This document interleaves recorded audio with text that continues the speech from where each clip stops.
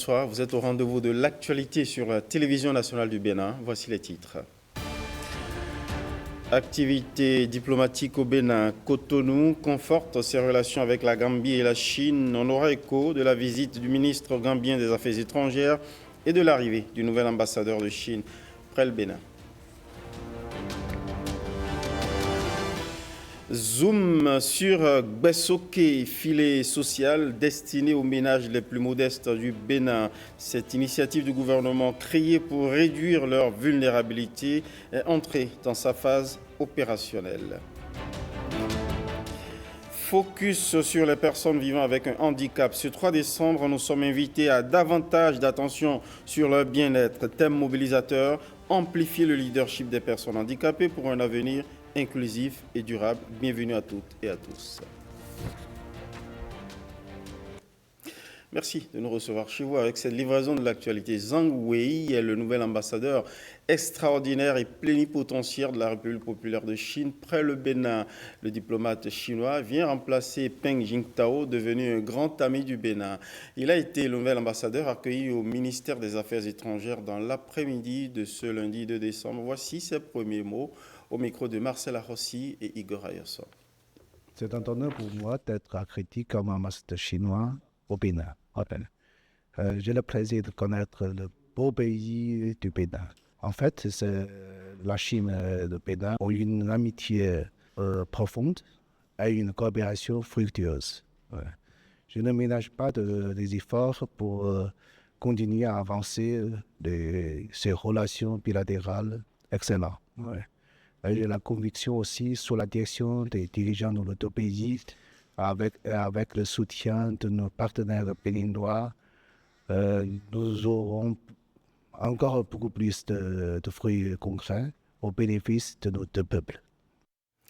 Autre actualité diplomatique, avec la visite du ministre gambien des Affaires étrangères, Mamadou Tangara, a été reçu par son homologue béninois dans la matinée de ce mardi à son cabinet. Il a été question de dynamiser les relations bilatérales et la convergence de vues sur des préoccupations régionales.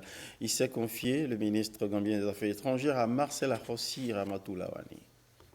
En venant ici, j'ai découvert un pays en progrès, vraiment très fortement impressionné par ce que j'ai vu. Je suis venu dans le cadre de nos consultations sur le plan bilatéral pour discuter d'un certain nombre de sujets. On a essayé de faire un peu le tour de ce qui se passe dans la sous-région et au-delà. Et il y a une convergence de vues qui est notoire et on salue cela. Et on a aussi discuté de certains problèmes au niveau de la CEDEAO et pour essayer d'avoir une convergence de vues, d'échanger et de voir dans quelle mesure on peut faire face aux défis qui s'imposent à nous aujourd'hui. Et dans ce sens-là aussi, je suis content de vous dire que nous avons une parfaite convergence et nous comptons travailler main dans la main. Sur le plan bilatéral aussi, on va essayer de voir comment renforcer les relations entre la Gambie et le Bénin.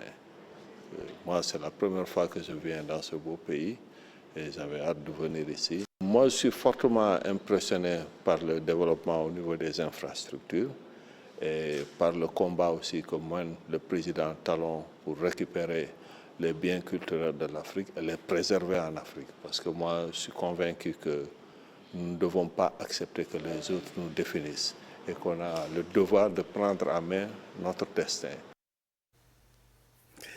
Remobiliser ces hommes pour plus de professionnalisme dans leur métier de policier, c'est le maître mot au cœur de la tournée de sensibilisation menée auprès des unités policières dans l'Alibouri. À Kandi, le directeur général de la police républicaine est parti sensibiliser ses troupes sur leur mission républicaine. Reportage Judika Elaïnan, Ousmane Baparapé.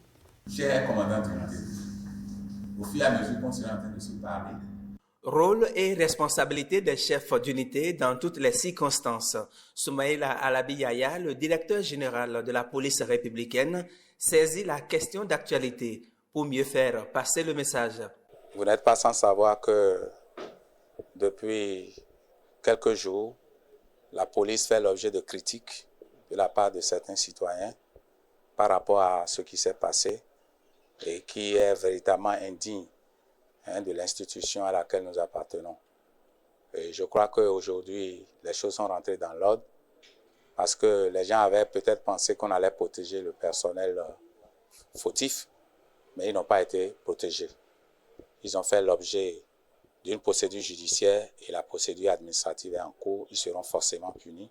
Mais la répétition est pédagogique. On a voulu quand même rappeler à nos camarades ce qu'ils doivent faire et ce qu'il leur est interdit de faire. Parce que notre institution, la police républicaine, est au service des populations qu'elle est appelée à protéger et qu'elle est appelée à éduquer dans le cadre des grands principes qui régissent la sécurité d'un pays. Et plus jamais cela au Bénin, a conclu le directeur général de la police républicaine. Allons à présent sur l'un des grands chantiers du programme d'action gouvernementale routier ou des transports terrestres, le boulevard des Rails, au cœur de la ville de Porto Novo. Une matérialisation en fait de la phase 1 du projet asphaltage du gouvernement qui participe à la transfiguration, la transformation de la ville aux 3 noms, la capitale politique du Bénin. Jean Mungbo nous emmène faire un tour sur le boulevard des Rails.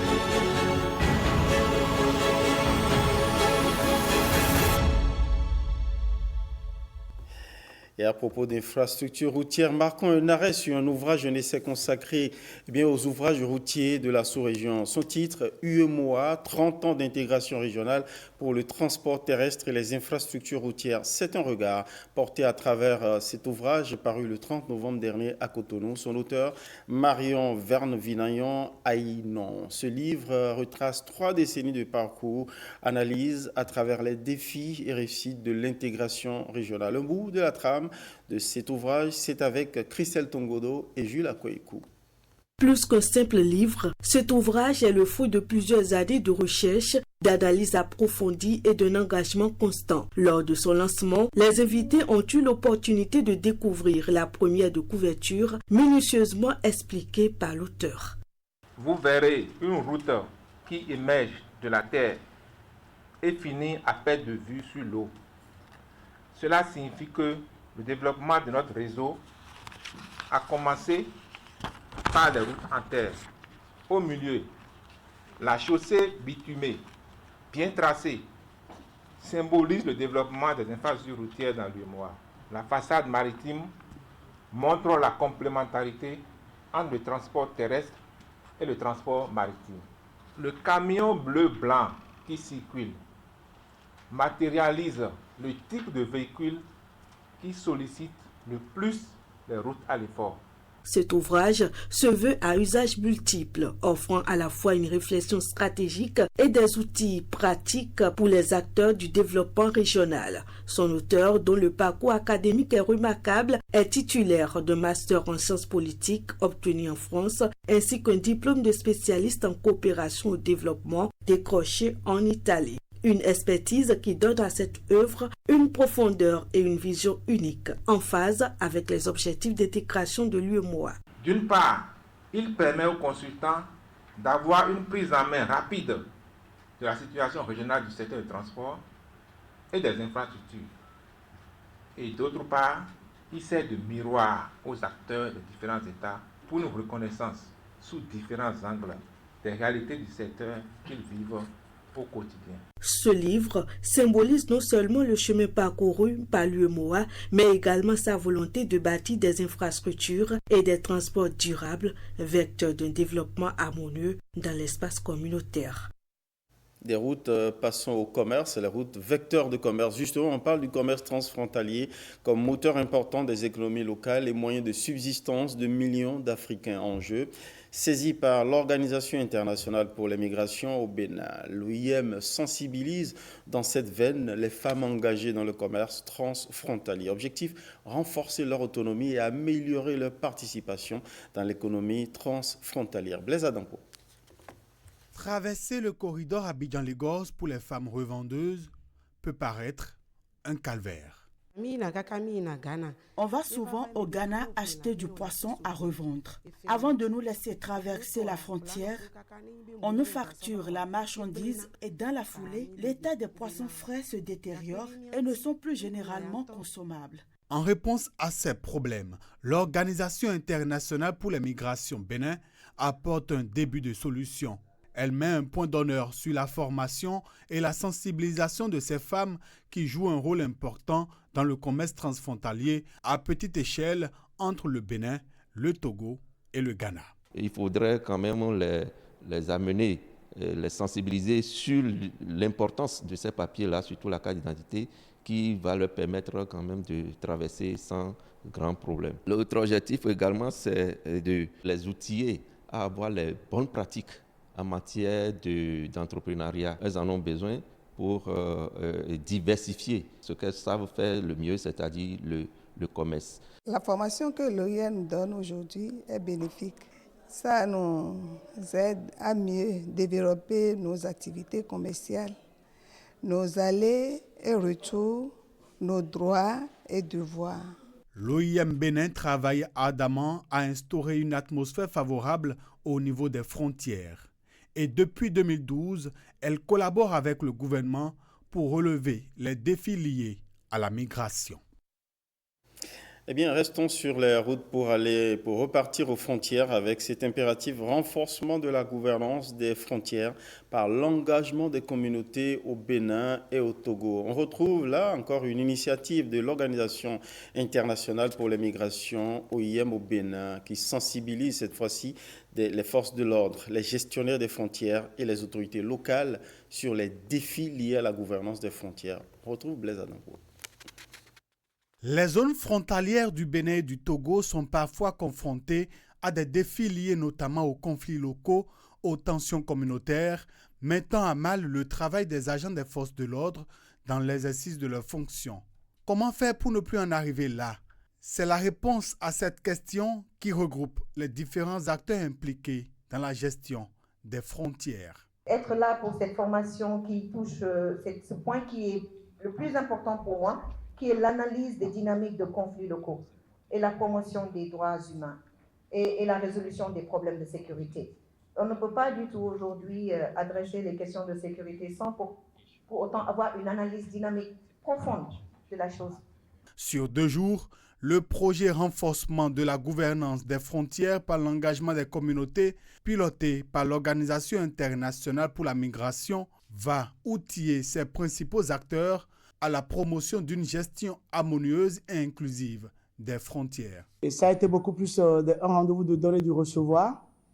Nous avons eu connaissance, il y a échangé avec autour de plusieurs thématiques et nous promettons servir de relais une fois de retour dans nos départements respectifs afin que ce travail que vous faites à nos côtés puisse réellement donner du résultat sur le terrain. C'est un bonus, un plus pour nous en tant que force de sécurité. Les échanges ont été vraiment enrichissants.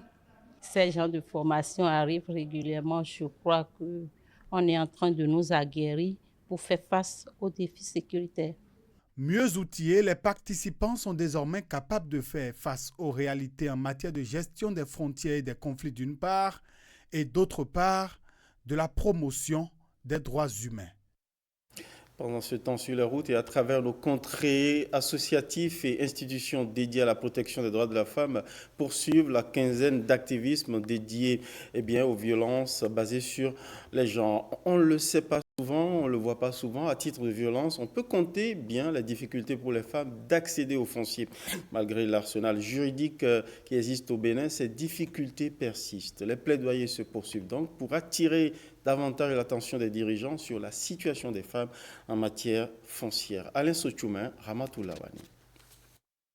La femme béninoise continue d'être marginalisée en matière de droits fonciers malgré les lois qui encadrent le secteur. Pour renverser la tendance et faciliter un accès sécurisé au foncier à la femme, un plaidoyer est organisé par la Convergence globale des luttes pour la terre et l'eau au Bénin. Dans de nombreuses cultures, les femmes continuent de faire face à des obstacles considérables pour accéder à la terre et aux ressources qui leur sont essentielles. Ces inégalités ne sont pas seulement injustes, elles ont également des répercussions profondes sur le développement durable et la prospérité de nos sociétés, mettant à mal la cohésion sociale. Votre présence ici témoigne de votre engagement à faire avancer la cause essentielle. Les décideurs et autres leaders invités à peser de leur poids pour mettre fin à cette injustice qui semble avoir la peau dure entendent jouer leur partition. On doit vraiment mener une vaste sensibilisation sur tous les territoires nationaux pour que n'importe où on se trouve, qu'on sache que la femme a aussi le droit. Les lois votées. Peut-être que ce que les députés peuvent faire, c'est de veiller pour l'application de ces lois. Devant la loi, hommes et femmes sont égaux. Il est donc impérieux de traduire cette assertion dans la réalité en ce qui concerne l'accès sécurisé des femmes au foncier. Depuis 1992, nous sommes tous interpellés à l'occasion de la Journée internationale des personnes handicapées, célébrée chaque 3 décembre à travers le monde. Cette journée vise à promouvoir les droits et le bien-être des personnes vivant avec un handicap dans toutes les sphères de la société. 32 ans après la première célébration, en cette année, l'Organisation des Nations Unies remobilise avec le thème « Amplifier le leadership des personnes handicapées pour un avenir inclusif et durable ». Patrick Diossou fait le tour de ce thème avec quelques personnes vivant avec handicap rencontrées à Cotonou. Suivant.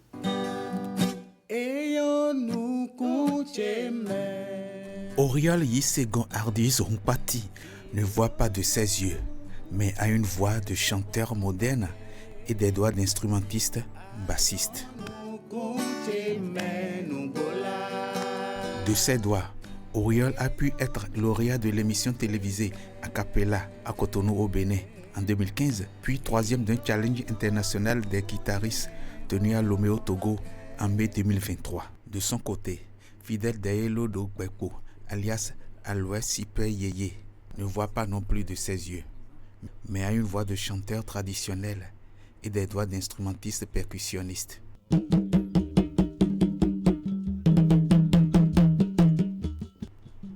De ses doigts, Fidèle a pu jouer avec des têtes d'affiche de la musique traditionnelle et prester hors du pays.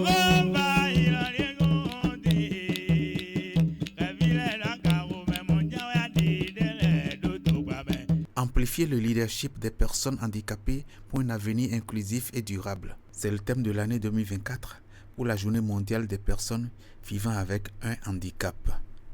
Dans tout domaine, il faut le professionnalisme. J'étais le premier sur le plan national que je finissais mon dernier diplôme. Fidèle Bekpo, qui veut rester fidèle à son glorieux choix de métier.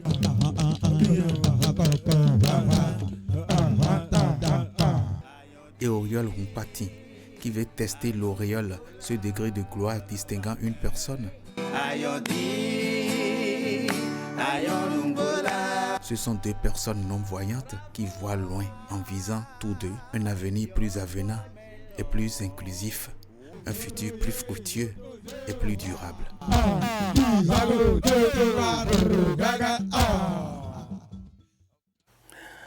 Nous allons pencher à présent sur un programme qui vise à accroître la capacité productive des ménages les plus pauvres du Bénin. Le programme Gbessoké, une initiative par laquelle le gouvernement entend sortir les ménages les plus pauvres de leur vulnérabilité. Lancé en février 2023, le programme Gbessoké est désormais opérationnel. La ministre Véronique Toinfouri des Affaires sociales et de la microfinance explique ici les enjeux de ce programme. Elle est au micro de Ulvaeus Balogun. Ce nouveau programme va pouvoir atteindre 150 000 ménages pauvres d'ici 2026 pour un montant de 14 milliards de francs CFA. Donc, c'est le nouveau projet de filet socio-productif. Et ce que je peux compléter, c'est de dire qu'il y a des transferts mensuels de 10 000 francs CFA à ces ménages pauvres pendant 9 mois. Et au 6e et au 9e mois, ils ont des acomptes encore de 50 000 francs CFA et des liens transversaux avec les microcrédits. Pourquoi ? Parce que l'accompagnement qui sera vraiment personnalisé dans toutes les communes par les guichets uniques de protection sociale, c'est pour permettre à ces fonds de servir pas seulement à la subsistance alimentaire, mais de pouvoir mener des activités génératrices de revenus, que ce soit un élevage ou quelle que soit l'activité pour démarrer, pour faire quelque chose. Et donc, première partie, transfert à ces ménages pauvres. Et deuxième partie, transformation des centres de promotion sociale en guichet unique de protection sociale. De Gbessoké, allons vers la chaîne de l'espoir. Il s'agit d'une organisation humanitaire internationale dédiée à l'accès aux soins pour les enfants défavorisés qui célèbre ses 30 ans de présence au Bénin. Ce jalon historique reflète son engagement dans l'amélioration de la santé des enfants au Bénin. Le témoin de l'événement qui marque les 30 ans, c'est Marcel Arossi et Jules Kouikou. Depuis 3 décennies, l'Association internationale Chaîne de l'Espoir intervient dans le monde pour offrir des soins médicaux spécialisés, souvent inaccessibles localement, à travers des partenariats avec des hôpitaux locaux, des formations pour le personnel médical et des programmes de chirurgie pédiatrique. Elle a transformé la vie de milliers d'enfants dans le monde et depuis peu au Bénin. Nous organisons des missions foraines, c'est-à-dire des équipes chirurgicales pédiatriques du CNH-UKM et du CHML qui vont dans des hôpitaux de province pour opérer. Et là, nous avons opéré plus de 1000 enfants et consulté plus de 3000. La chaîne de l'espoir a déjà renforcé ses activités au Bénin depuis le début de l'année 2024 en ouvrant un bureau, en recrutant des équipes pour augmenter notre soutien à la chirurgie cardiaque pédiatrique au Bénin, pour participer, pour collaborer étroitement avec les autorités sanitaires du Bénin, avec le ministère de la Santé évidemment, pour essayer de favoriser le développement d'une filière de chirurgie cardiaque pédiatrique. En collaboration avec des institutions béninoises, la chaîne de l'espoir a déjà organisé des missions médicales dans des domaines tels que la cardiologie, l'orthopédie et la chirurgie plastique, permettant de traiter des cas complexes tout en renforçant des compétences locales. Non seulement ils nous aident donc à faire prendre en charge, donc à faire opérer ces enfants à l'étranger, mais ils sont en train de nous aider à mettre en place, ici au Bénin, la possibilité de faire opérer ces enfants non plus à l'étranger, mais chez nous au Bénin. Donc vraiment, c'est beaucoup de gratitude vis-à-vis de la chaîne de l'espoir.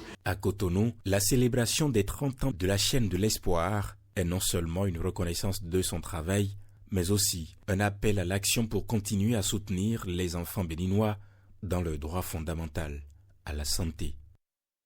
Un chiffre important dans ce journal pour le sport, 1,5 milliard de francs CFA. C'est le montant de l'accord de partenariat intervenu entre la Fédération béninoise de football et la Société béninoise d'infrastructures numériques à travers sa marque Celtis. Un investissement global réparti sur une durée de 5 ans qui vient renforcer les stratégies de montée en puissance des guépards, de nos Amazones et des clubs. Jean Nombimin, Blaise Adampo.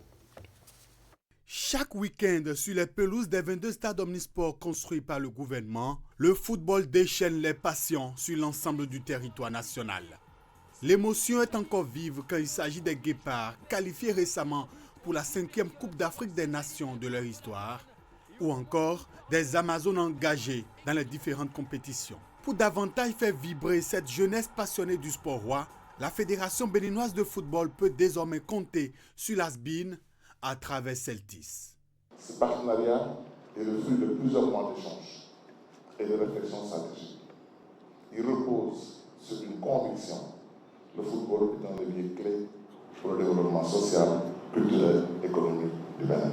Cet accord de partenariat vient à point nommé pour booster notre discipline commune et l'accompagnement de l'ASBIM ce jour est un élément motivateur qui nous permet de continuer à travailler pour mériter davantage votre confiance. Mathurin Deschacus et Omar Gueye Ndiaye concrétisent le partenariat entre la FBF et Celtis à travers leur signature, échange des paraphes sous le regard du patron des sports, Benoît Dato.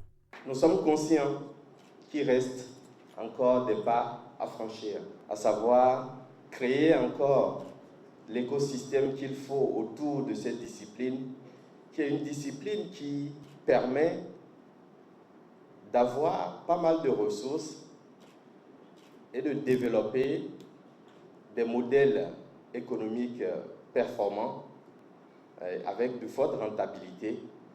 Et nous devons nous employer à atteindre ces sommets-là. C'est un vent nouveau qui va souffler sur le football béninois pour les 5 prochaines années. Sur cette période, Celtis Bénin va injecter 1,5 milliard de francs CFA pour promouvoir la discipline. L'ASBIM, à travers sa marque Celtis, a décidé de s'engager aux côtés de la Fédération béninoise de football pour soutenir à 100% aussi bien les Guépards, les Amazones qu'à la Ligue de football professionnel du Bénin. Le partenariat FBF-Celtis est une étape importante pour donner plus de visibilité au championnat national et aux sélections nationales.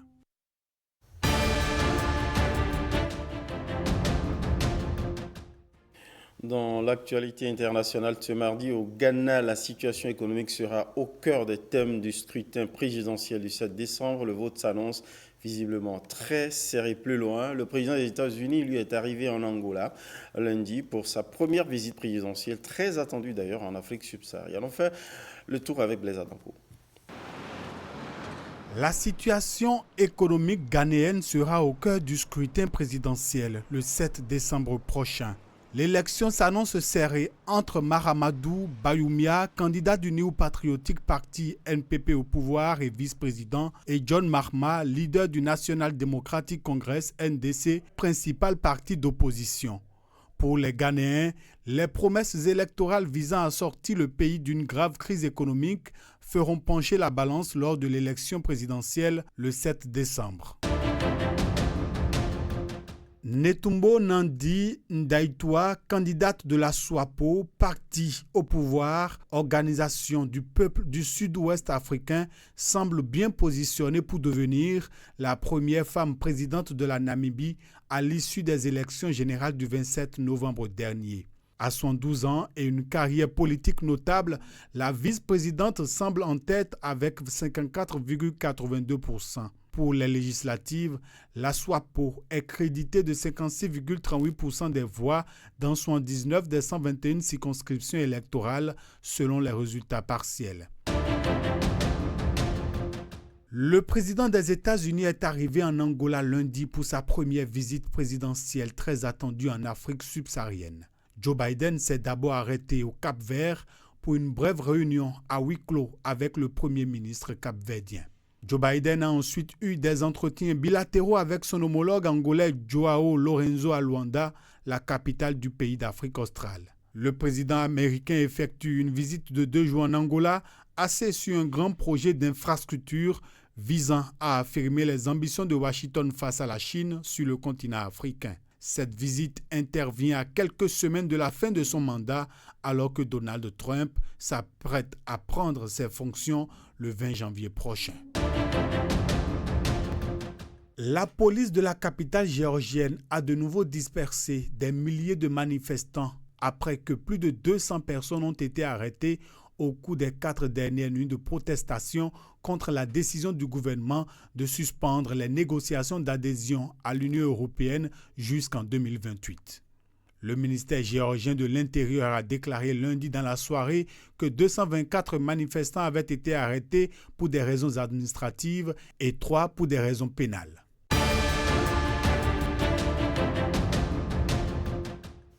Fin de cette livraison de l'actualité. Merci pour votre fidélité. Merci à toutes les équipes. Bonsoir chez vous.